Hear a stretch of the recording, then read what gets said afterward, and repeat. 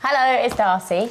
And I'm Ben, and we are Primed to Perform. Primed to Perform. So in this little video, we thought we'd go over a few different kind of knee prehab/rehab exercises. We're going to go over. Oh, we've got 2 warm-up exercises, 3 preparation exercises, and 3 strength exercises. Yes. So as a little intro, we wanted to say just that when it comes to pain, everybody is individual. Pain isn't something that one exercise or like this video is going to completely fix. If you've been struggling with maybe chronic knee pain for a while, there's lots of different things that play into it, and these 5-6 exercises are just a really good starting point, a really good kind of introduction to the types of exercises that you should be doing to maintain kind of knee strength. And obviously the knee joint itself is not a particularly well designed joint. It's a bit of kind of floating cartilage surrounded by lots of muscles, lots of tendons, lots of ligaments. And as we know, lots of things can go wrong with your knees. So very important that we do some exercises that not only strengthen your quads, your hamstrings, your calves, tibialis, etc. All of those muscles surrounding the knee play a big role in stability, in injury prevention, but then equally we do things for the joint itself. So we'll look at some like isometric exercises. Also really important that you include stuff like plyometrics and that you build that tolerance up. And this is stuff that you should be doing throughout contracts, throughout like performances, 8 shows a week, 8 show kind of weeks. Prior to contracts as well. Prior to contracts as well. It's something that, you don't want to just start if you get pain. This is stuff that we should be doing in preparation. I think that's kind of what we wanted to say. So these are a few beginner exercises, but pain will kind of show up in different ways for different people. So and if you feel pain doing any of these exercises. Exactly. Another really good thing to say is that when you're looking at like pain in general and you start incorporating more rehab kind of exercises, one of the best things that you can do is monitor how you feel the day after. So if you do some of these exercises, if you're someone that's already struggling with knee pain, do some of these exercises. If the next day you wake up and you're feeling good, if you feel the same, or if you feel like your knee pain has lessened or got better, then that's perfect. It means that you're in a really good place to keep progressing this on. However, if you wake up and maybe it's slightly stiff, then that's just an indication that maybe we've done a little bit too much too soon. Nothing bad is really going to happen by doing these exercises. No. Again, they're very kind of simple stuff, very beginner stuff. But again, it might mean that you just need to drop the reps of some of them, might need to just kind of do 2 exercises instead of 5 or 6 exercises, or simplify them in some way. Great. I think that's it. Let's get into some of these exercises. So this is our hamstring flossing. So this is actually more about your nerves rather than kind of your muscles, tendons, ligaments, for example. But often, people get quite tight in terms of nerves, and this can just be a really nice way of just getting a little bit of length and opening up that kind of posterior knee, so kind of behind the knee, hamstring, etc. So all we're going to do is we're going to be in supine. One leg is going to come up. We're going to hold behind that kind of knee area. Depending on how flexible you are, you might want to use either like a band wrapped around. That can help. You could also use like a towel, something like that. But Darcy's flexible enough to do this holding behind the knee. So all we do here is we just extend that leg. We quite like having this foot flexed still. You can do it pointed, you can do it flexed, it's really up to you. We quite like that flexed position. It tends to really help with the kind of stretching of the nerves a little bit more. So Darcy will just demonstrate a few reps here. As you can see, we're just contracting this quad to extend the leg. The leg doesn't have to come all the way straight. It can still be slightly bent, but we can play around with different angles as well. Anything to add, Dar? No. Nice. So here we go. We would suggest maybe doing about 15 reps each side, and then you can swap over. What you can also do as well is keep this other leg up bent. So again, depends on your flexibility, your mobility at the moment. But with this exercise, we're trying to keep a nice neutral spine. We don't want to be rounding the back too much on the floor. We definitely don't want to arch our back too much. Just try and keep that pelvis nice and neutral. With your back on the floor, there should be a little bit of room. So someone could put their hand or a piece of paper or something underneath the small of your back. And that should be yeah, roughly where your pelvis is nice and neutral. Next, we've got this tibial rotation exercise. So with this exercise, what we're looking to try and do is to get a little bit more range of motion through the lower limb. And this is really important for when we're like moving, dancing, when you're on stage, or even just in the gym itself. We want to be able to move our tibia and rotate our tibia independently of our knee. So when it comes to a lot of knee kind of injuries, niggles, pains, often if we get really locked up in this kind of lower limb, it can just result in the ankle being really stiff and then us kind of not using that mobility as much as we can, which can impact how we land jumps and turns and stuff like that. So all we're doing here is, yeah, literally looking for this tibia, your kind of shin bone, to be able to rotate and move around the axis. So Darcy's going to kind of talk us through this now. So what we want to do is we want to get something to sit on. So we've got a box here, and we want something to put in between our knees. So you can use a little block for this, or you can use a foam roller. Anything that's going to mean that your feet are hip width apart. So if you pop that in for you, Ben. So there are some things that we don't want to do here. What we don't want to do is turn out from the hip.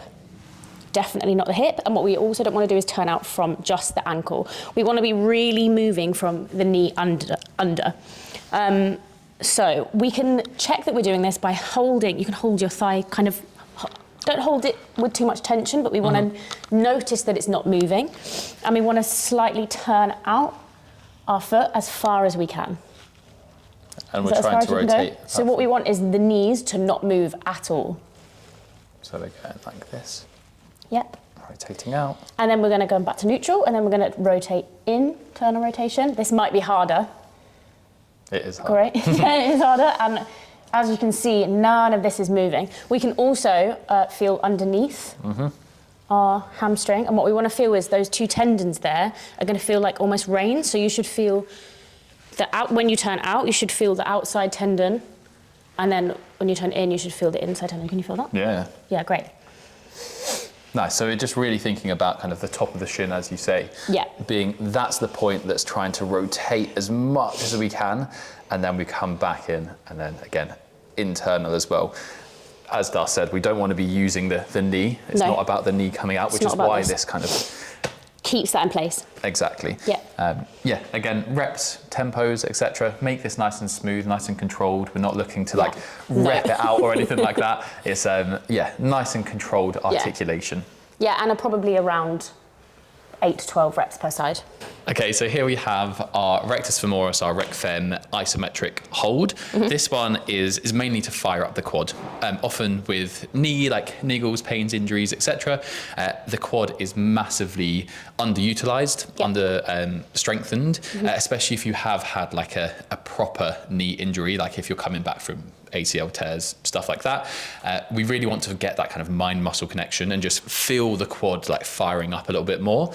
So Darcy's going to take us through what this exercise looks like and how to perform it really. So let's go. So what we want to do is we want to put a bench so that it is perpendicular against a wall, and we want to lie face down against it. So what we don't want is, Ben, if you just go forward a little bit, what we don't want is this angle. So we want this angle to be 90 degrees. We want it to either be here or 90 degrees. We don't want it to be here. So if you just shuffle closer to the wall. And we're showing a slightly more difficult version. You can simplify it by using a bigger item. So for example, you can use a Bosu ball. Exercise ball stuff. Yeah. Then what we're going to do is we're going to, you might need a partner, is we're going to put, in this case, the foam roller against the wall, and we're going to push as hard as we can to keep it against the wall. So what we want here is this nice right angle. We don't want to be any further away. And we're going to hold that for 15 seconds. We don't have to do 15 seconds. And we're going to relax. And then we'll probably do that around 3 times. So yeah, as I said, you can simplify this. What will happen is you'll have to be a little bit further away, and there will be an item here that's slightly larger, and then imagine it's a Bosu ball, and you will press it. Yeah. Oh, sorry. There we go. Oh my God. Is that okay? Perfect. That was... Yes, so we would normally kind of start this off with a bigger kind of exercise ball. Yeah. Pressing into the wall, really, really simple. Yeah, all we're trying to do is feel that kind of quad firing up, pressing against it. And yeah, kind of start with 15-second holds. Yeah. Probably move up to like 30 seconds as well, depending on what stage of rehab you're at. Yeah. But really nice exercise, yeah, just to get a little bit more kind of mind-muscle connection with that quad. So here we have our terminal knee extension. So we're going to do 2 different variations of this one. The first one, we're going to be facing outwards from the squat rack. Second one, we're going to be facing inwards. We really like these kind of terminal knee extensions, especially for people with hypermobility. One of the best things for this is that it's going to teach us where that kind of end range should be. And if you are someone that has maybe sway backs or a bit of hyperextension of the knee, often we'll kind of sit back into it, right? So it's quite a nice one just for proprioceptively making you aware of where the kind of straight leg position should be, and making sure that we don't overextend and put a bit more pressure through that knee joint. So we're going to start by setting up this band. All you want to do is wrap a resistance band around a squat rack, upright, whatever you have available to you. The first variation that we're going to look at is where we are placing this band just above the knee kind of crease, more onto your quad, and we're facing away from the squat rack. So we'll take a couple of steps forwards. We want to get to a point where the tension is still on the band and it's kind of pulling us backwards as we get into that kind of starting position. Keep the knees kind of soft in this position, and then Darcy's just going to show us a few reps and then we can talk through it. So yeah, as we can see, we're pushing that knee forwards over the toe, and then we're letting that band pull us back into that straight leg position. Both legs flat on the floor, in this kind of split stance position. Whatever really feels most comfortable for you, but ideally we've got both hips pointing straight ahead. We don't really want to be in this kind of turned out position where we're opening up the hips. Try and keep everything nice and neutral. And the idea here is that we are engaging our kind of quad. We're kind of pushing that knee forwards over our toe. If we can think about pushing more over our middle toe, that's a nice kind of idea to go with. Yeah, we don't really want to be pushing too far over our little toe or too far in. Try and keep it going straight forwards, and then that band will pull us back up to that kind of straight leg position. Again, if you are someone that has hypermobility, sway backs, we don't want to kind of sit all the way back and have that band pull us into that kind of overextension. Try and make sure that the thought process is just bringing us back to straight and then using that quad again to push against the band. Nice. Trying to keep this leg straight as well as we do it, just so Absolutely. We're just working on the one leg at a time. Again, reps wise, dependent on where you are in your kind of rehab journey, but probably anywhere from around that 8 to 15 reps per side is good for that. It's very low impact, isn't it? Exactly. Terminal knee extension the other way, very similar thing here. So we are just facing the squat rack this time, taking a few steps back. We quite like to have the kind of supporting leg in front. The back leg will be the banded one. And then all we're doing is just kind of pushing against that band and straightening that knee. This exercise, again, going to be using that quad, firing up the quads, getting a bit of kind of stability through the knee joint. Again, that knee should be tracking over more of our middle toe, and then we're pulling back against the band. Great, again, as we said before, for that hypermobility, hyperextension. We want to come up to that point where our leg is nice and straight, but we're not kind of pushing so far into that overextension. Anything to add, Das? No. Perfect. There we go. That's our terminal knee extensions. Our next exercise is A-walks. Yes. So here we're looking at a bit more kind of gait work. So how we're kind of walking, how we're kind of striking into the floor and trying to find a bit more stability, kind of using our glutes, using our hip flexors a bit more. These things all play a massive role in terms of kind of where our knees are tracking and kind of just stability of that joint. So this is quite a fun one to kind of do. A really good exercise, again, as you're kind of getting into the beginning phases of prehab stuff. Yeah. And we'll kind of talk you through it now. So yes, now we're going to show you actually how to do these A-walks. So 2 different variations we're going to look at today. I'm going to do more of the beginner exercise. Darcy's going to do a slightly more advanced exercise. And yeah, to kind of talk you through it, The first thing that we really want to do is think about heel striking. So we really want that heel going down into the floor. Then you might find a little bit of pronation as you roll through the foot. So you kind of might hit the ground, then roll through the foot a little bit as you come up onto your calf raise. As you come up into that calf raise, the other leg, other hip flexor is going to contract to bring that leg up. Here we're kind of looking for 90 degrees. So if we're looking kind of side angle, we want that kind of nice 90 degrees with the shin and the leg, obviously in this calf raise. When we do this exercise, really thinking about being nice and engaged, nice and quick into that extension, and kind of using our glutes, using our hip flexors to kind of stabilize as much as possible. So yeah, Darcy's going to do some overhead stuff, and we'll see what that looks like. So we heel strike, drive up, heel strike, drive up, heel strike, drive up. Lovely work. Pausing at the top position for a couple of seconds if we can. Again, we can do opposite arm to leg as you would a normal gait cycle. So we're driving down, coming up, driving down, coming up. As you can see, rolling through that foot as we come up into extension.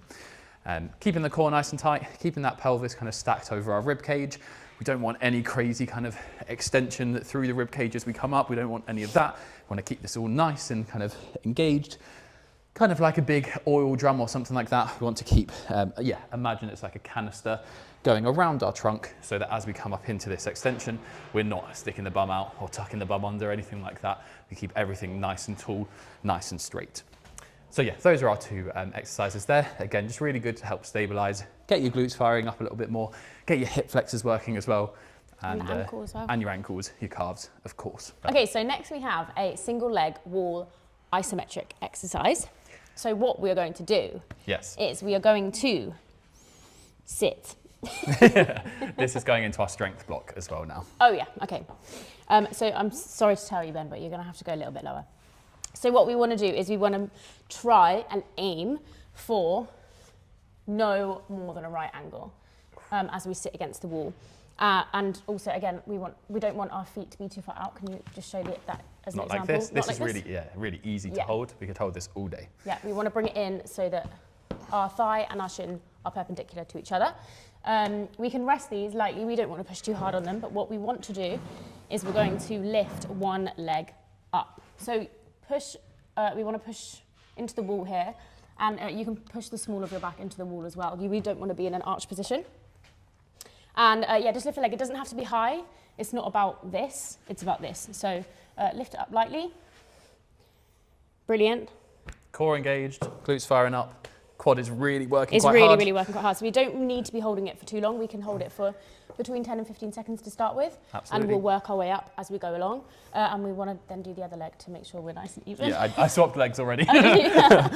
When we're kind of starting this exercise, if you are a beginner, again, the way to kind of regress this isn't to go further away because we're kind of just taking the pressure off, and again, we could hold this all day. What we actually can do is just have that other leg supporting us a little bit to start with.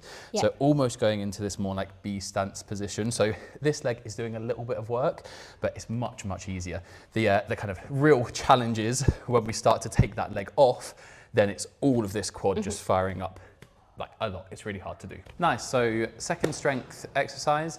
This is going to be our long lever hamstring bridge on the foam roller, or kind of hamstring bridge iso. Isometric hold, this one, we've done a lot of work for the quads, which obviously is super important, plays a massive role in knee kind of stabilization. But what we also really don't want to neglect is our hamstrings, and especially this kind of distal attachment of our hamstring. So we have distal attachment of the hamstring, which is right behind the knee, and we have proximal attachment of the hamstring, which is kind of underneath your glute. And this distal attachment, again, right behind the knee, is really responsible for kind of bending your knee. So for knee flexion, anything like that. So any time that you take up from a jump and you're lifting your legs, if you're running, if you're doing any kind of fast choreography, anything like that, it's that, and you're kind of flexing the knee and lifting that heel up. It's this hamstring that's doing a lot of that work. So really important that we do train this kind of, distal attachment of the hamstring. This one is a great one. Really, really enjoy doing it with our clients. And we're gonna start this on the foam roller.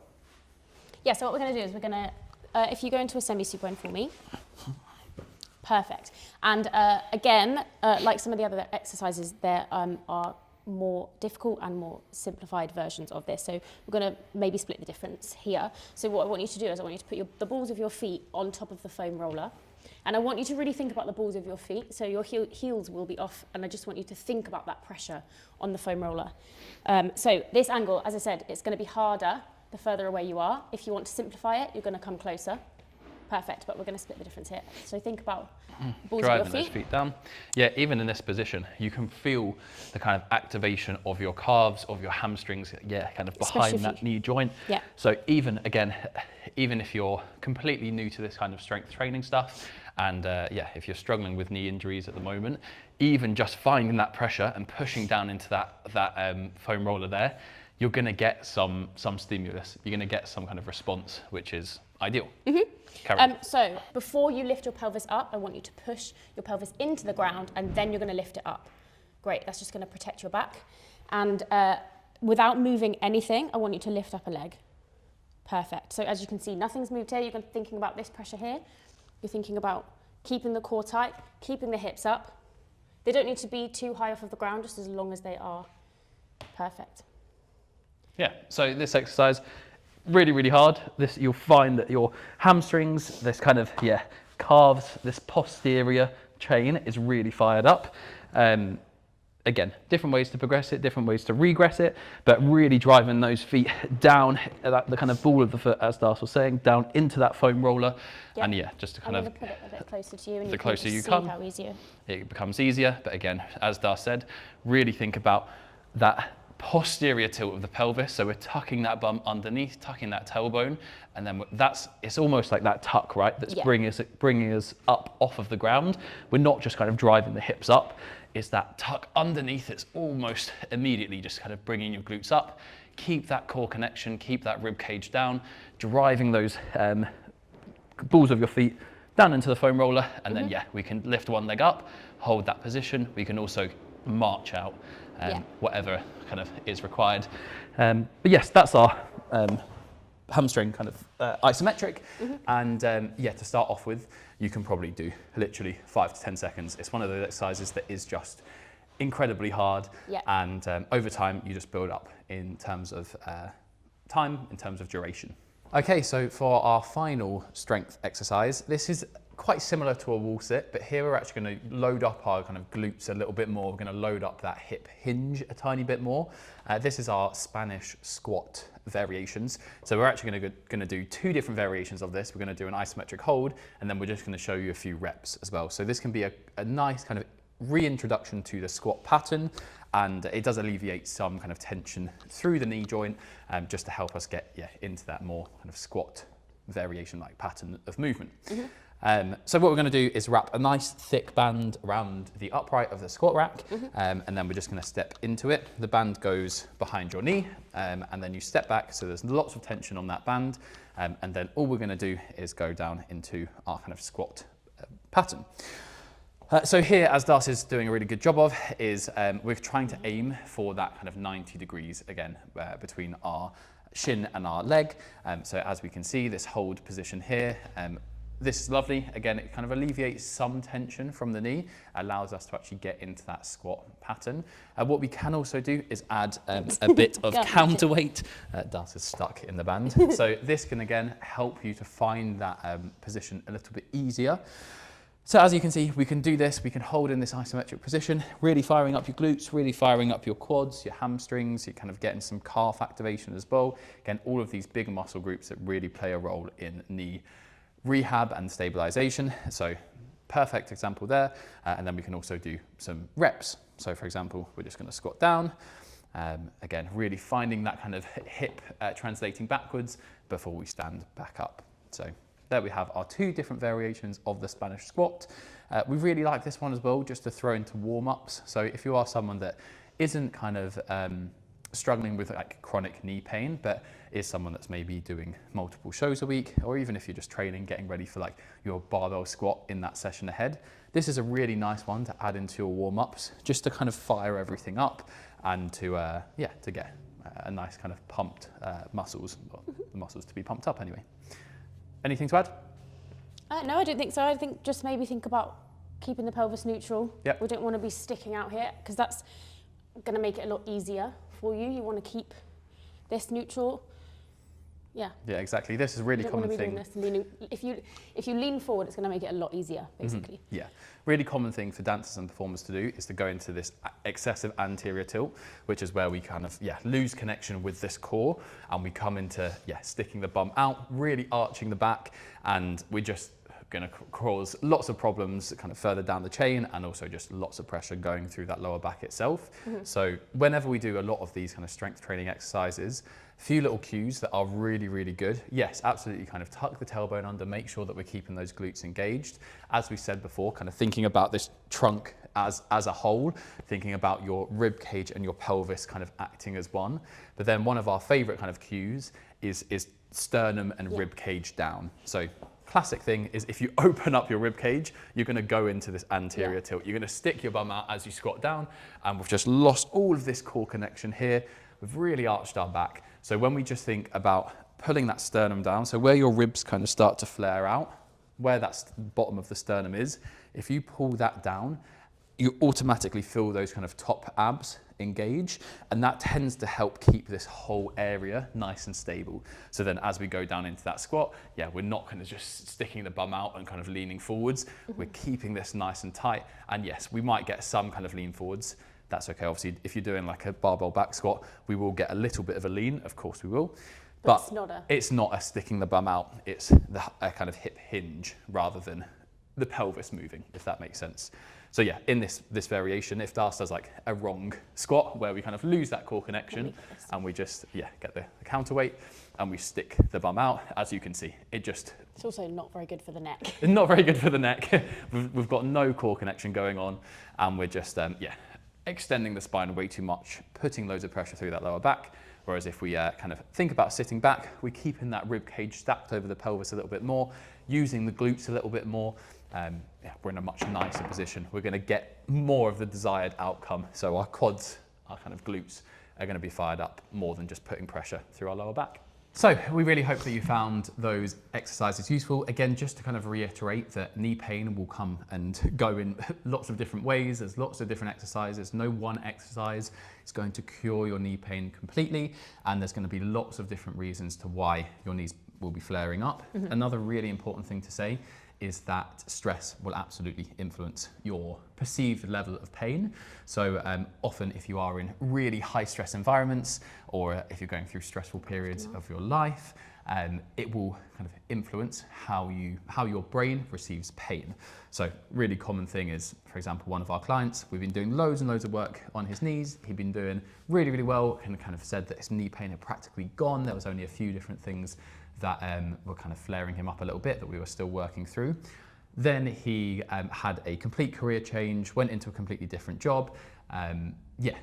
Was going through intense rehearsals, stuff like that, and lots of just other life stresses going on. That immediately felt like his knee was flaring up again. He kind of had lots more signals, lots more pain kind of signals from that knee that things weren't going very well. So it's just really important to kind of recognize that there's so many factors that go into being a human being, and pain. And again, even what you'll see all of these posts on social media, on Instagram, TikTok, where it's like, do this one exercise and your knee pain will be cured forever. And that just isn't the case. It's just gonna get your attention and there's a lot more nuance to it. So if you do these exercises and your knee isn't magically healed, that doesn't mean that the exercises are bad or that they're not working. It's just a work in progress. It's just a work in progress, exactly. Yes, so really hope that you found this useful. These are the kind of things that we do within Prime to Perform every single week with our clients. We currently are online, and we have been coaching online over the past kind of 4 to 5 years now. We created Prime to Perform whilst we were touring with Rocky Horror. That's how we met, and we realised that our kind of philosophies about training and about the industry and how we should be approaching health and fitness were very aligned, and there was lots of myths and stuff that we wanted to squash, exactly. So yes, hope you found it useful, and we have lots of other YouTube videos. We're going to try and make this a more regular thing of bringing these out on a weekly basis. And if you are interested in our one-to-one coaching, simply get in contact with us, have a look at our website, fill out the coaching inquiry form, and we will get back to you. But anything to add? No. See you in the next video. Yes. See you later.